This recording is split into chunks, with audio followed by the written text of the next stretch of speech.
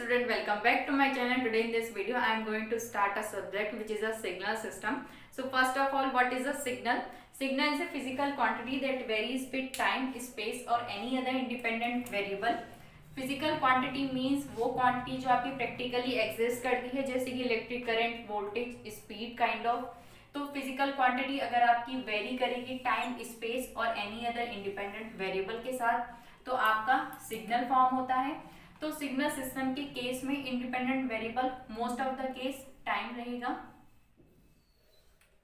तो अगर हम एक सिग्नल फॉर्म करें F of T with respect to T, T यहाँ पे टाइम है, टाइम आपका इंडिपेंडेंट वेरिएबल है. अब टाइम आपका इंडिपेंडेंट वेरिएबल इसलिए है क्योंकि टाइम की वैल्यू आपकी वेरी कर रही है, बट टाइम की वैल्यू एफ ऑफ टी पे या फिजिकल क्वांटिटी पे डिपेंड नहीं है, इसलिए टाइम हमारा इंडिपेंडेंट वेरिएबल है. अब यहाँ पे है F of T. F of T मतलब एफ ऑफ टी की वैल्यू फंक्शन है टी का, इंडिपेंडेंट वेरिएबल का. तो एफ ऑफ टी की वैल्यू आपकी वेरी करेगी, वह डिपेंड करेगी इंडिपेंडेंट वेरिएबल के साथ. तो अगर हम F of T with respect to T देखेंगे तो आपका एक सिग्नल फॉर्म होगा. तो यही डेफिनेशन में है कि signal is a physical quantity. F of T आपकी फिजिकल क्वांटिटी है that varies with time, space और एनी अदर इंडिपेंडेंट वेरिएबल. तो आपका एक सिग्नल फॉर्म होता है. तो अब हम इस डेफिनेशन को और एडवांस लेवल पे लेके जाएंगे. Signal is a mathematical representation of a physical quantity, और फिजिकल क्वांटिटी आपका फंक्शन है इंडिपेंडेंट वेरिएबल टाइम के साथ, और ये सिग्नल आपका कुछ इंफॉर्मेशन कैरी या कन्वे कर रहा है, तो इसको आप सिग्नल बोलेंगे. तो इस डेफिनेशन को थोड़ा डिटेल में स्टडी करेंगे. तो आप फर्स्ट डेफिनेशन नोट कर लीजिए, उसके बाद मैं इसे रब करूंगी. तो सेकंड डेफिनेशन का मीनिंग हम एक एग्जाम्पल से देखेंगे. एग्जाम्पल है आपका एसी वोल्टेज. आपको पता है कि जो एसी है वो साइनसोडियल नेचर की होती है, कुछ इस टाइप से कैरी करती है. ये है आपका टी इंडिपेंडेंट वेरिएबल टाइम. ये है आपका वाई ऑफ टी जो कि है आपकी एसी वोल्टेज. ये है आपका डिपेंडेंट वेरिएबल. तो एसी वोल्टेज आपकी फिजिकल क्वांटिटी है, और ये फिजिकल क्वांटिटी फंक्शन है इंडिपेंडेंट वेरिएबल का, या ये फिजिकल क्वांटिटी डिपेंड कर रही है इंडिपेंडेंट वेरिएबल पे. तो आपका एक साइन सिग्नल फॉर्म होगा. इस साइन सिग्नल का या इस एसी वोल्टेज का आप एक्सप्रेशन लिख सकते हैं, mathematical expression a sine omega T. ए है आपका एम्पलीट्यूड. तो एसी वोल्टेज आपकी फिजिकल क्वांटिटी है, और ये फिजिकल क्वांटिटी फंक्शन है इंडिपेंडेंट वेरिएबल का. तो आपका एक सिग्नल फॉर्म होगा, और इस सिग्नल का एक मैथमेटिकल एक्सप्रेशन है. पर ये क्या सिग्नल, ये एसी वोल्टेज का सिग्नल है. अभी ये सिग्नल नहीं है, क्यों? क्योंकि इस सिग्नल में आपके इंफॉर्मेशन कैरी या कन्वे नहीं हो रही है. अब ये इंफॉर्मेशन कब कन्वे होगी? जब हमें इंफॉर्मेशन होगी ए की और ओमेगा की.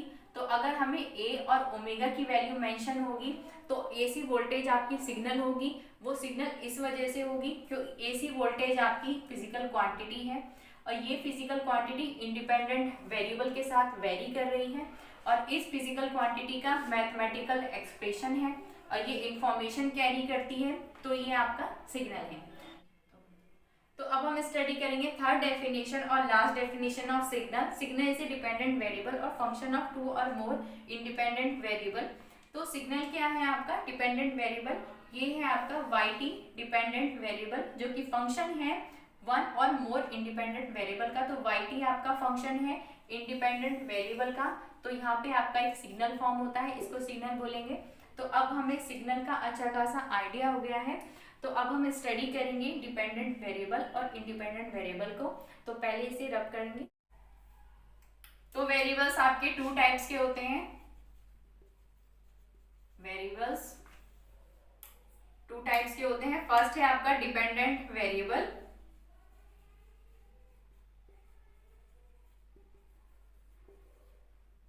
सेकंड है आपका इंडिपेंडेंट वेरिएबल.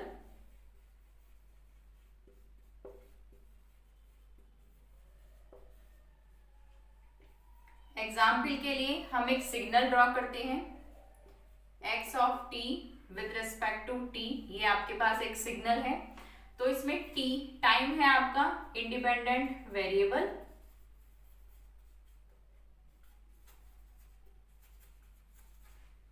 और x ऑफ t की वैल्यू आपकी इंडिपेंडेंट वेरिएबल t के साथ वेरी कर रही है, तो x ऑफ t है आपका डिपेंडेंट वेरिएबल।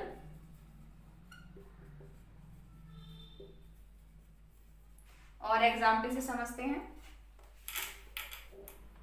तो और एग्जाम्पल देखते हैं। फर्स्ट एग्जाम्पल है आपका, फर्स्ट एग्जाम्पल है x of t is t square.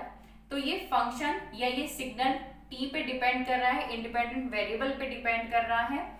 तो ये पूरा फंक्शन, ये पूरा signal x of t is dependent variable, और आपका जो t है इंडिपेंडेंट वेरिएबल है, टाइम t ये है आपका इंडिपेंडेंट वेरिएबल। सेकेंड एग्जाम्पल देखते हैं। तो यहाँ पे भी ये फंक्शन t पे डिपेंड कर रहा है, तो ये पूरा फंक्शन है आपका डिपेंडेंट वेरिएबल, और इसमें आपके इंडिपेंडेंट वेरिएबल है आपके a और t। तो a और t आपके इंडिपेंडेंट वेरिएबल है। अब एक इंपॉर्टेंट पॉइंट देखते हैं। अगर कहीं मेंशन है x ऑफ t, तो ये है कंटिन्यूअस टाइम डोमेन सिग्नल। इसमें x ऑफ t है आपका डिपेंडेंट वेरिएबल और t है आपका इंडिपेंडेंट वेरिएबल। अगर कहीं मेंशन है x ऑफ n, तो ये डिस्क्रीट टाइम डोमेन सिग्नल है। इसमें x ऑफ n है आपका डिपेंडेंट वेरिएबल, n है आपका इंडिपेंडेंट वेरिएबल। और स्टडी करते हैं। तो अगर कहीं लिखा है x ऑफ ओमेगा और x ऑफ f है आपकी फ्रीक्वेंसी, तो ये है कंटिन्यूअस फ्रीक्वेंसी डोमेन सिग्नल। इसमें x ऑफ ओमेगा है आपका डिपेंडेंट वेरिएबल, ओमेगा या फ्रीक्वेंसी है आपकी इंडिपेंडेंट वेरिएबल। कहीं मेंशन है x ऑफ n ओमेगा या x ऑफ n f, तो ये है आपका discrete frequency domain signal. x of n omega है आपका डिपेंडेंट वेरिएबल और n ओमेगा है आपका इंडिपेंडेंट वेरिएबल। n है आपका यहाँ पे इंटीजर। तो अब हम स्टडी करेंगे क्लासिफिकेशन ऑफ सिग्नल्स। तो पहले से रब करेंगे। अब हम स्टडी करेंगे classification of signal. Classification of signal, इसमें फर्स्ट टाइप है कंटिन्यूअस टाइम सिग्नल या कंटिन्यूअस इन टाइम सिग्नल। तो इसमें हम एक सिग्नल ड्रॉ करेंगे।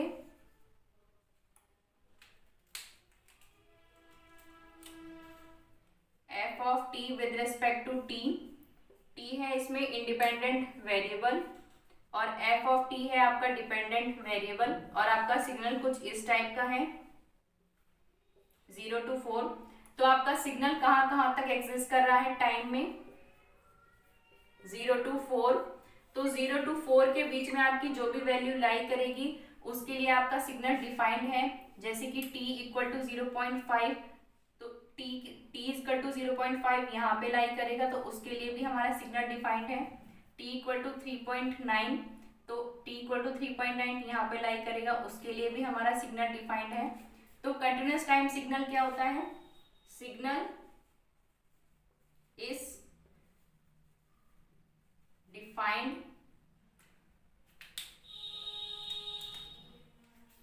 For all the values of time. तो इसे कहते हैं कंटिन्यूस इन टाइम सिग्नल या कंटिन्यूस टाइम सिग्नल। अब हम स्टडी करेंगे कंटिन्यूस इन वैल्यू सिग्नल। तो अब हम स्टडी करेंगे continuous in value signal. Continuous in value signal, value means amplitude of a signal.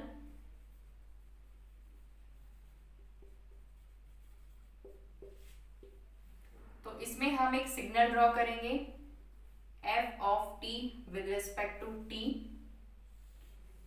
आपका सिग्नल कुछ इस टाइप का है जिसकी वैल्यू या एम्पलीट्यूड आपकी वेरी कर रही है +6 to -6, और ये है आपका टाइम पीरियड। तो आपकी सिग्नल की वैल्यू एग्जिस्ट कर रही है +6 to -6।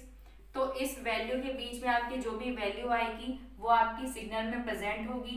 जैसे हम वैल्यू ले लेते हैं 3.9, तो 3.9 की वैल्यू आपकी सिग्नल में प्रेजेंट होगी कुछ यहाँ पर। ऐसे ही -1 ले लेते हैं तो -1 की वैल्यू भी आपकी प्रेजेंट होगी सिग्नल में। -2, -3, -5 भी आपके प्रेजेंट होगी सिग्नल में। तो इसे कहते हैं कंटिन्यूस इन वैल्यू सिग्नल। तो अब हम एक साइन वेव लेंगे। तो ये है आपकी साइन वेव।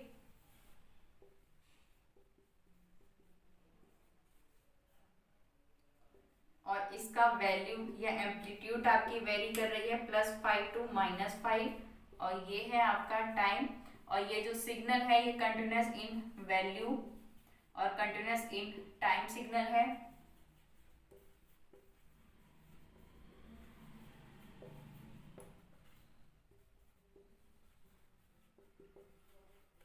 तो ये सिग्नल आपका एग्जिस्ट कर रहा है टाइम में 0 to 8। तो इस टाइम के बीच में, इस वैल्यू के बीच में आपकी जो भी वैल्यू आएगी उसके लिए आपका सिग्नल डिफाइंड होगा। जैसे वैल्यू है 0.5, उसके लिए भी आपका सिग्नल डिफाइंड होगा 0.5 कुछ यहाँ पर आएगा। तो उसके लिए आपका सिग्नल डिफाइंड है। 0.75 के लिए आपका सिग्नल डिफाइंड है। 2 पे आपका सिग्नल डिफाइंड है। तो ऐसे ही अप टू 8 तक आपका सिग्नल डिफाइंड होगा। कंटिन्यूस इन वैल्यू मीन्स आपकी जो वैल्यू है वो एग्जिस्ट कर रही है +5 to -5। तो इस वैल्यू के बीच में आपकी जो भी वैल्यू आएगी वो प्रेजेंट होगी सिग्नल में। जैसे कि 0.5 आपकी प्रेजेंट होगी सिग्नल में, 0.5 कुछ यहाँ आएगी तो वो भी आपकी सिग्नल में प्रेजेंट है। 2 भी आपकी सिग्नल में प्रेजेंट है, 2.5 भी, 3.9 भी प्रेजेंट है, -2.5, -3.9 ये भी आपकी प्रेजेंट है सिग्नल में। तो इसे कहते हैं हम continuous in time signal and continuous in value signal. तो अब हम नेक्स्ट टाइप स्टडी करेंगे। तो सेकंड टाइप है आपका कंटिन्यूस इन टाइम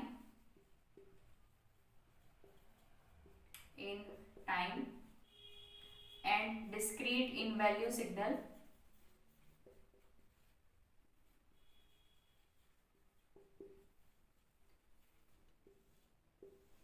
इसको एक सिग्नल से समझेंगे। एक सिग्नल ड्रॉ करेंगे एग्जाम्पल के लिए f of t with respect to t, और आपका सिग्नल कुछ इस टाइप का है। आपके सिग्नल के केवल 2 वैल्यू प्रेजेंट है, +5 और -5।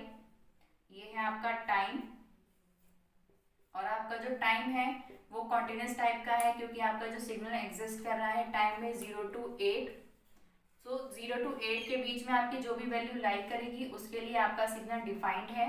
बट जो आपकी सिग्नल की केवल 2 वैल्यू प्रेजेंट है, +5 और -5, और इन 2 वैल्यू के बीच में आपका सिग्नल प्रेजेंट नहीं है, इसलिए आपकी जो वैल्यू है वो डिस्क्रीट टाइप की वैल्यू है। और आपका ये सिग्नल एनालॉग सिग्नल है, एनालॉग सिग्नल है। तो अगर आपकी कंटिन्यूटी रहे टाइम में या वैल्यू में या दोनों में रहे तो आपका सिग्नल एनालॉग सिग्नल है, और इस केस में आपका टाइम में कंटिन्यूटी है तो यह एक एनालॉग सिग्नल है। तो इसे कहते हैं आप continuous in time and discrete in value signal. तो अब नेक्स्ट टाइप स्टडी करेंगे। तो थर्ड टाइप है आपका कंटिन्यूस इन मैग्नीट्यूड या continuous in value, continuous in value and discrete in time signal.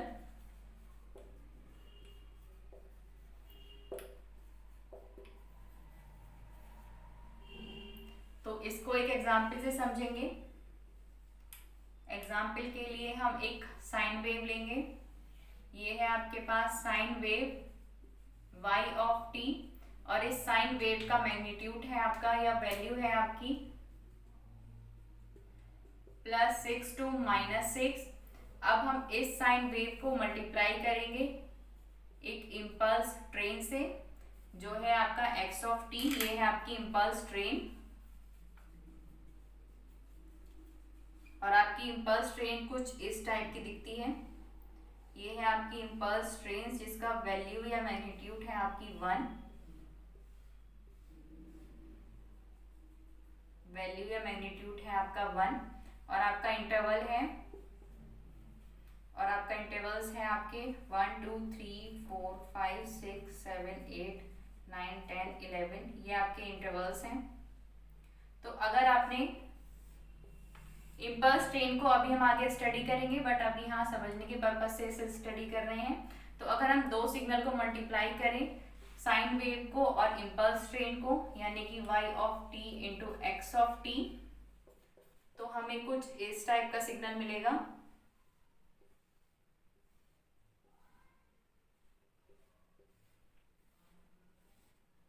तो हमें कुछ इस टाइप का सिग्नल मिलने वाला है जिसका आपका इंटरवल्स है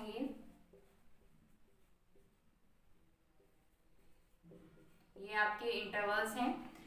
तो अगर आप जैसे कि आपने साइन वेव को मल्टीप्लाई किया है इम्पल्स फंक्शन से तो जहां पर आपके 1 है वहां पे आपकी वैल्यू शो होगी बट जहां पे आपकी 0 वैल्यू है वहां पे आपकी 0 वैल्यू शो होगी। तो ये जो आपकी वैल्यू है वो ऑलमोस्ट कंटिन्यूस टाइप की वैल्यू है, कंटिन्यूस टाइप की है मतलब यहाँ पे 6 है, यहाँ पे आपकी 4.5 है, ये है आपका 3.9, ये है आपकी 2.5। तो इस टाइप्स की वैल्यू है। ये भी आपका 4.5 है, ये आपकी 3.9 है, ये आपका 2.5 है। ऐसे यहाँ पे -2.5 होगा। तो आपकी जो वैल्यू है वो ऑलमोस्ट कंटिन्यूस टाइप की है। मीन्स अगर आपने जो इंटरवल्स हैं जो इम्पल्स ट्रेन्स के इंटरवल्स हैं वो आपने स्मॉल लिए मतलब पास पास अगर हम इंटरवल्स लेते हैं तो ओरिजिनल सिग्नल की सारी वैल्यू कवर हो जाती है इस सिग्नल में। तो आपकी वैल्यू ऑलमोस्ट कंटिन्यूस टाइप की वैल्यूज हैं। बट जो आपका टाइम है या जो आपके इंटरवल्स हैं वो डिस्क्रीट टाइप के हैं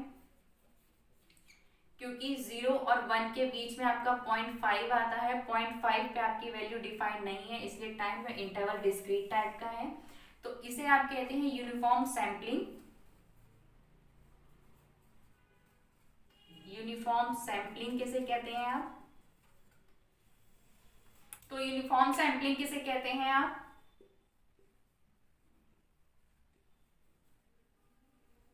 यूनिफॉर्म सैम्पलिंग। तो जैसे कि आपका ये कॉन्टिन्यूस टाइम है, इस कॉन्टिन्यूस टाइम के आपने कुछ स्पेसिफिक टाइम को या इंटीजर टाइम को सिलेक्ट किया है और इस सिलेक्टेड इंटीजर टाइम पे आपने सिग्नल की वैल्यू ली है और एक सिग्नल प्लॉट किया है तो इसे कहते हैं आप यूनिफॉर्म सैम्पलिंग। तो यूनिफॉर्म सैम्पलिंग में सिंपली आपका कंटिन्यूस टाइम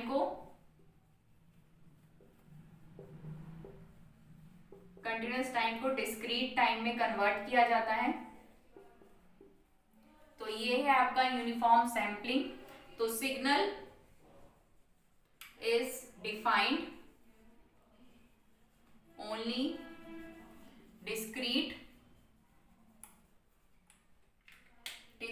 कह सकते हैं इंटीजर इंटरवल्स ऑफ टाइम। तो अगर आपका मैग्नीट्यूड या वैल्यूज ऑलमोस्ट कंटिन्यूस टाइप की हो और आपका जो टाइम है या जो आपका इंटरवल्स हैं वो डिस्क्रीट टाइप के हों तो इसे कहते हैं आप continuous in value and discrete in time signal. तो ये सिग्नल भी आपका एनालॉग सिग्नल है क्योंकि आपकी वैल्यू में अभी भी कंटिन्यूटी बनी हुई है, इसलिए ये एनालॉग सिग्नल है। तो अब हम नेक्स्ट सिग्नल स्टडी करेंगे। तो फोर्थ एंड लास्ट सिग्नल है आपका discrete in time and discrete in value signal. Discrete in time and discrete in value signal.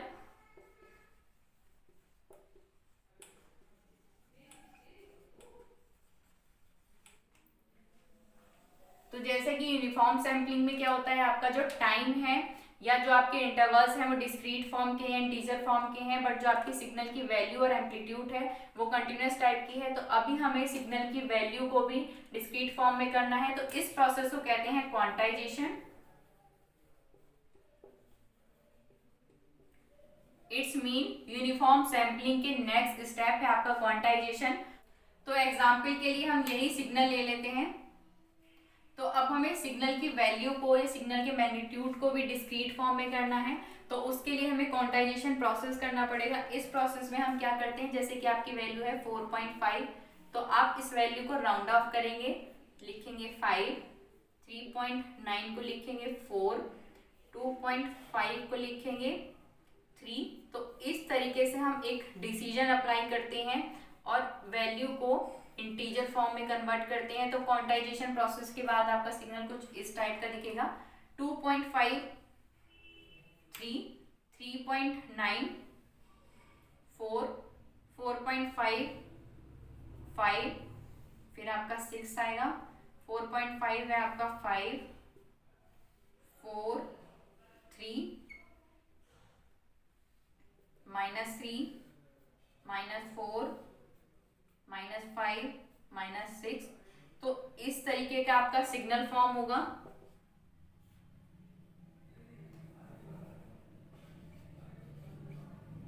तो ये इस तरीके का सिग्नल आपका फॉर्म होगा। ये आपका डिजिटल सिग्नल है, क्योंकि इसमें आपकी टाइम और वैल्यू दोनों डिस्क्रीट फॉर्म में है, तो ये आपका डिजिटल सिग्नल है और इस प्रोसेस को कहते हैं आप क्वांटाइजेशन। तो यहाँ पे हमारे सिग्नल का क्लासिफिकेशन एंड होता है।